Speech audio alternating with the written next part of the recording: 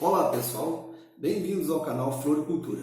Eu sou o J. Longe e vou estar com vocês pelos próximos minutos. O assunto de hoje é educação e nós vamos falar sobre um assunto que está mexendo com todos os professores, educadores, supervisor, diretor, enfim, aí inclusive pais de alunos também, que se chama pandemia. Até pouco tempo nós estávamos numa sala de aula no sistema presencial, muitos professores com salas superlotadas, com escolas não aparelhadas, enfim. E de repente passamos para um sistema remoto através da tela de um computador, de um tablet, de um celular.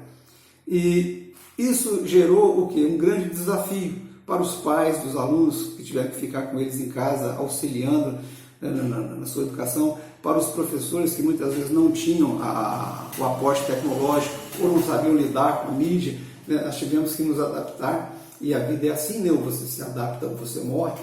E eu diria que isso é muito bom, porque faz com que a gente rejuvenesça, com que a gente possa viver em sintonia com o nosso tempo, com o século XXI. Agora a pergunta é, e depois que essa pandemia passar? Porque ela vai passar, é uma questão de tempo e trabalho. Como será a educação? Eu acredito num sistema híbrido, onde o aluno terá aula presencial e terá também aula no sistema remoto. Mas seja qual for o sistema, presencial, remoto ou híbrido, se houver, uma coisa será comum, que se chama planejamento, ou seja, a necessidade de planejar a ação, é o que nós vamos fazer.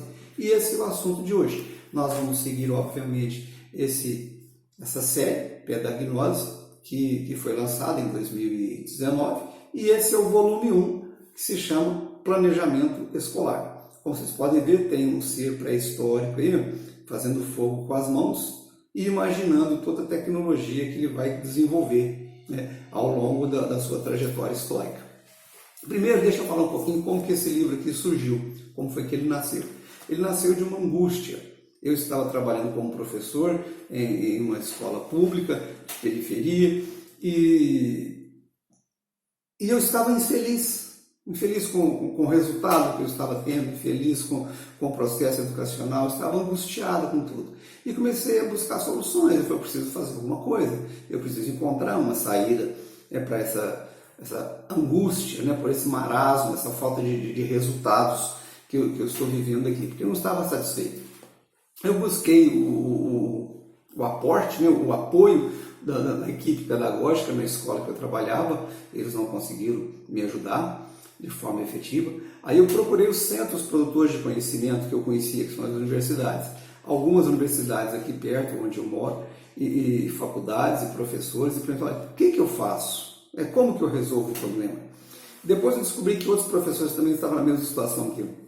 E eu não obtive respostas, eu não obtive apoio, ou seja, ao longo da minha trajetória como professor, foram 39 anos dentro da sala de aula em educação pública básica, eu nunca vi um doutor que saísse lá do seu comodismo, do seu reduto, das suas pesquisas, para poder ir de encontro à educação básica e falar assim, olha, vamos ajudar vocês, o que vocês estão precisando. No final da minha carreira eu trabalhei um pouco com o PIBID, eu fui orientador do PIBID, aliás, supervisor. E a universidade esteve lá também, sim, mas não com o objetivo de ajudar a sanar as dificuldades dos professores, o objetivo de melhorar a educação básica. Nós fomos fazer um projeto. Agora, indiretamente, esse projeto beneficiou a educação. Então, tem que fazer essa ressalva, porque o PIBID esteve lá comigo, sim, e eu participei. Mas, fora isso, eu não tive nenhum apoio e acho que as outras escolas também não tiveram. Porque os professores que eu tive contato, que eu perguntei, eles disseram assim, olha, da sala de aula é você, os alunos e Deus. Nós não tivemos aporte. Daí a necessidade de eu ter buscado isso. E depois que eu encontrei algumas soluções, eu anotei no modelo tipo livro e lancei e publiquei agora em 2019. Para vocês terem uma ideia, esse livro foi escrito em 2002. E durante esse tempo eu fui testar para ver se funcionava. Só em 2019 foi que eu resolvi publicá-lo na forma de livro, para passar adiante esse conhecimento que eu adquiri e que foi muito bom para mim, e que me ajudou muito na minha trajetória. como professor. Como que surgiu essa necessidade aí, essa ideia de escrever um livro sobre planejamento? Eu estava numa hora do recreio, numa sala de uma escola, né, conversando, tomando meu lanche ali, e um professor conversando com outro professor, ele disse, olha, a melhor aula que eu dei, né, entre aspas, né, a palavra dele, foi aquela que eu joguei o planejamento fora. Eu ouvi essa frase e isso mexeu comigo, porque se ele jogou fora é porque ele não prestava, porque tinha um erro. Né? Então não é porque o planejamento em si é uma coisa ruim, é porque o planejamento estava errado, né? E se ele não jogasse aquele planejamento fora, ele seria um desastre, seria maior. Aí eu comecei a pensar, olha, é por aí que eu devo começar. Se eu quero meu trabalho com eficiência, com resultado, então eu tenho que começar fazendo o quê? Planejando. Por que planejar? Para que a ação inteligente se transforme numa ação eficiente. Né? E comecei então a buscar aporte, né, recursos para fazer um planejamento. Agora, aqui eu gostaria de colocar duas coisas que para mim são muito trágicas e que talvez seja para você também. Alguns professores chegam para mim e falam assim, J. Londe, eu sou obrigado a fazer planejamento todo ano. Eu tenho que planejar, eu tenho que entregar meu planejamento para supervisão, eu tenho prazo para cumprir. Então, por que eu vou fazer mais planejamento sendo que eu já fiz? Bom, aí eu vou fazer a seguinte pergunta. Depois que você entrega o seu planejamento para a supervisão, o que acontece com ele? A supervisora, o supervisor, coloca dentro de uma gaveta, numa mesa, e fecha a gaveta. E quando você vai para a sala de aula, você tem ele em mãos para nortear o seu trabalho? Eu acho que não. Aí que está a tragédia. O planejamento é o seu roteiro. Então ele deveria estar com você na sala de aula, no dia a dia, e não trancado numa gaveta na sala da supervisora.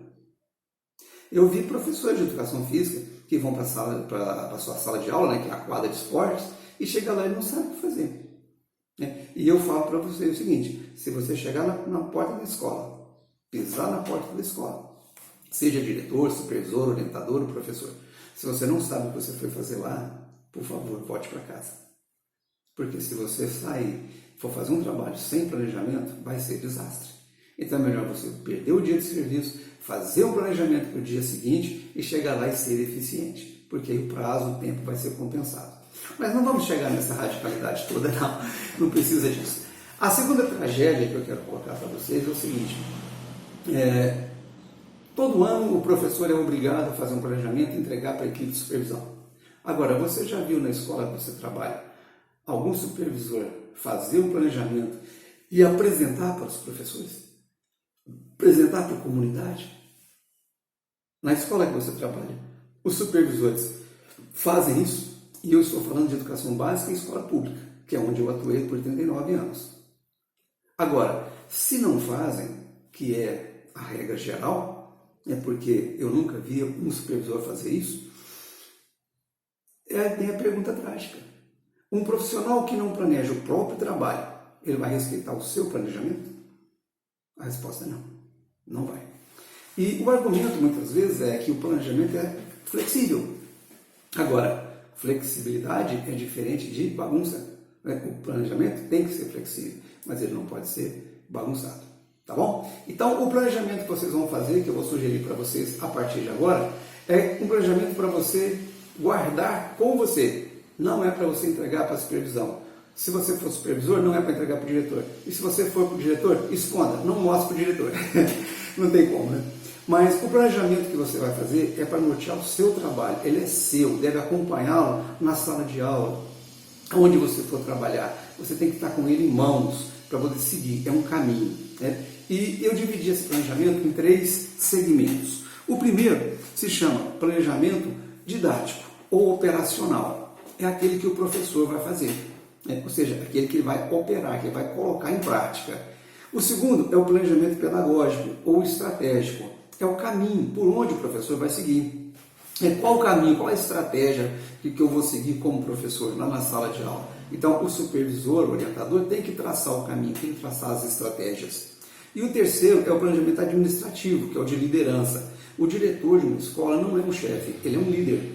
E o líder tem que ir à frente e levar as pessoas à frente, fazê-las crescer, promover as pessoas, promover o processo, o ensino, a aprendizagem. Então ele tem que ter um planejamento, porque se ele não tiver um planejamento, a sua ação não vai ser eficiente.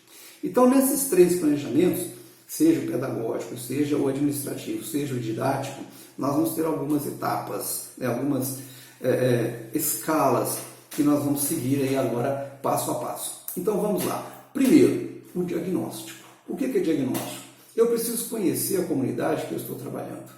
Eu preciso conhecer os alunos que estão na sala de aula que eu estou lecionando. Eu preciso conhecer o quanto de conhecimento esses alunos têm e a qualidade desse conhecimento.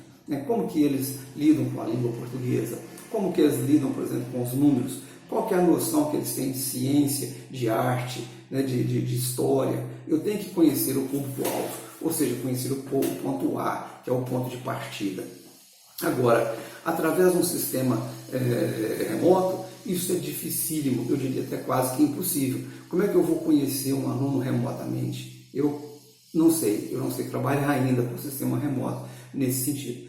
Agora, na sala de aula, eu posso elaborar normas, técnicas, né, processos para poder ir descobrindo, né, me envolvendo com a comunidade. Aqui o termo seria mais envolvimento mesmo. Não é apenas fazer uma prova, o aluno responde e eu vejo como é que ele está. Não é isso. É envolvimento. Eu tenho que me inserir naquela comunidade.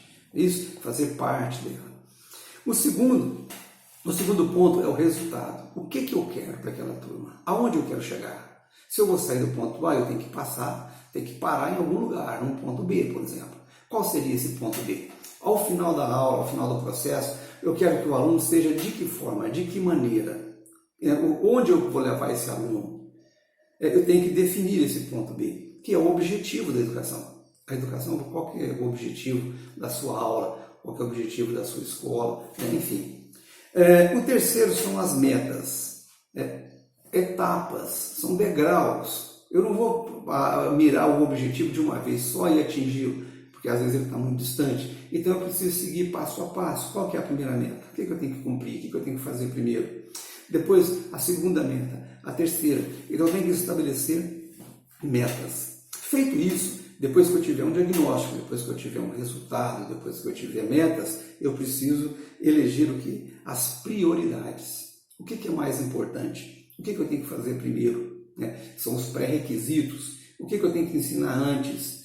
O que eu preciso fazer para alcançar aquele resultado ou aquela meta? A quinta etapa é o plano de ação. Como que eu vou fazer isso?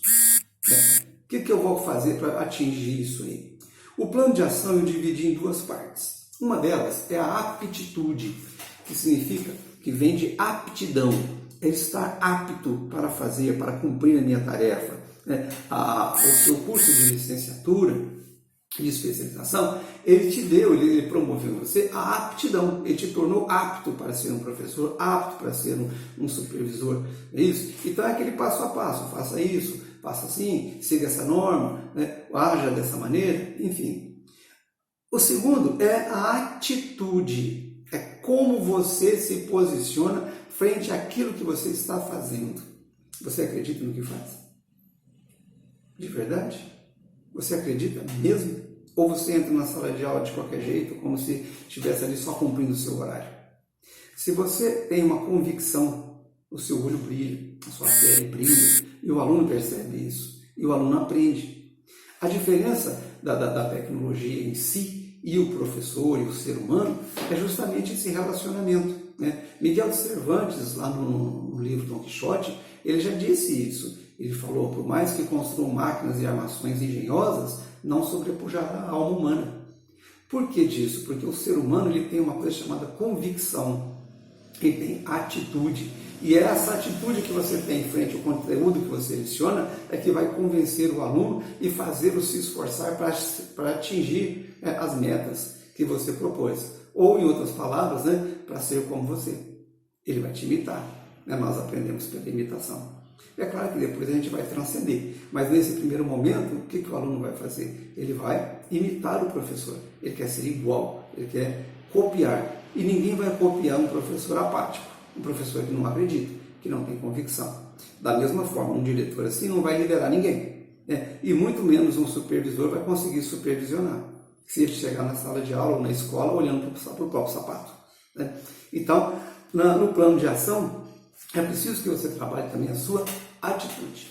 Para encerrar, no finalzinho são as estratégias. O que você vai fazer, né? Que meios você vai utilizar para liderar essa escola, para mostrar o caminho pedagógico para os professores, para ensinar os alunos. Né? Quais serão as estratégias do seu trabalho? Você estabeleceu isso. Agora, se você não tiver um diagnóstico, um resultado, metas, prioridade, plano de ação e estratégia, você não tem planejamento. Desculpa, você vai ter um monte de rascunhos, né, que talvez possa te levar a algum lugar, mas não vai se levar aonde você se propôs chegar. O planejamento, ele tem que ter essas 6 etapas e você tem que seguir. Quando você tiver uma boa ideia, olhe no planejamento. Se tiver escrito lá, faça. Se não tiver escrito, anote e coloque no planejamento do ano seguinte, da aula seguinte, do dia seguinte. A improvisação é a base do erro. Todas as vezes que eu improvisei, eu errei. E se você quiser improvisar, você não precisa de planejamento. Ninguém planeja para errar. Nós planejamos para acertar. É isso? Então fica aí um recadinho. Espero que vocês tenham gostado do vídeo. Se inscrevam e até lá. Teremos um segundo vídeo falando mais sobre educação. Um abraço a todos.